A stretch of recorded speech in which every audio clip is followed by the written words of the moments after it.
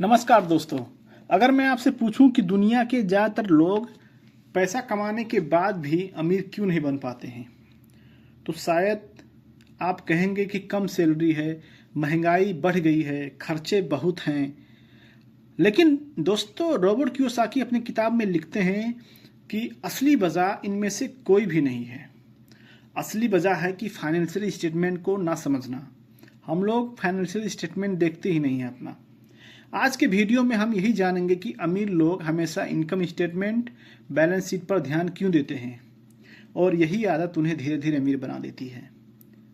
दोस्तों, मान लीजिए कि दो लोग हैं जिनका सैलरी प्रति माह 1 लाख है।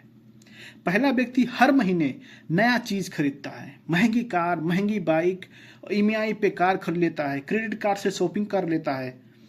वहीं दूसरा व्यक्ति भी, उसका कमाई भी 1 लाख महीने का है, लेकिन वो अपनी कमाई का एक हिस्सा एसेट खरीदने में लगाता है जो हर महीने पैसा कमा कर देता है। एसेट ऐसा चीज है जो फ्यूचर में आपको खुद पैसा देगा। तो दोस्तों, दोनों की कमाई बराबर है, लेकिन 10 साल बाद पहला व्यक्ति अभी भी नौकरी कर रहा है और किस्त भर रहा है। दूसरा व्यक्ति का उसका जो एसेट था उसके लिए काम करना शुरू कर दिया है, उसके लिए इनकम बनाना शुरू कर दिया है। दोस्तों, यही फर्क है फाइनेंशियल लिटरेसी जो पैदा करती है। अब समझते हैं कि इनकम स्टेटमेंट क्या होता है। इनकम स्टेटमेंट केवल 2 चीजें दिखाता है। पहली, आपके पास पैसा कहां से आया, और दूसरी, आपका पैसा कहां गया, यानी कि इनकम और एक्सपेंसेस। अगर आपकी इनकम बढ़ रही है लेकिन एक्सपेंसेस उससे भी तेज बढ़ रही है, तो आपकी फाइनेंशियल पोजीशन कभी भी मजबूत नहीं होगी। अब बात करते हैं कि बैलेंस शीट की। बैलेंस शीट में सिर्फ 2 चीजें होती हैं, एसेट और लिएबिलिटीज। एसेट वो चीज है दोस्तों जो आपके जेब में पैसा डालता है, जो पहला आदमी किया था, अपना पैसा, अपना सैलरी का एक हिस्सा एसेट खरीदने में लगाया था।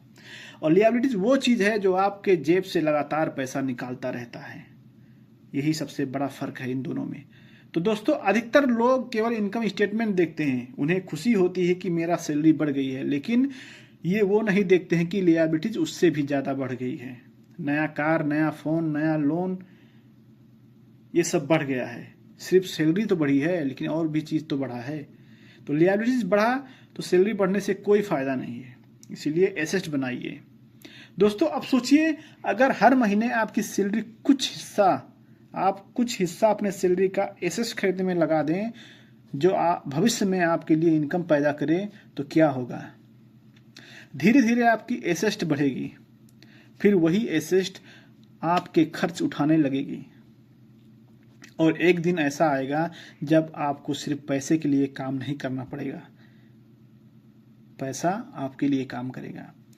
दोस्तों, यही फाइनेंशियल फ्रीडम का रास्ता है।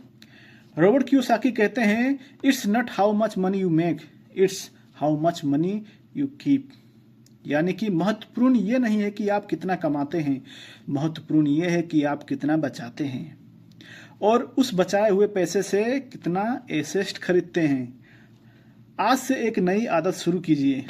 हर महीने सिर्फ ये मत देखिए कि कितना सैलरी आया है, ये भी देखिए कि कितना पैसा एसेट में गया है और कितना लिएबिलिटीज में गया है। यही छोटी सी आदत आने वाले वर्षों में हमारी जिंदगी बदल सकती है।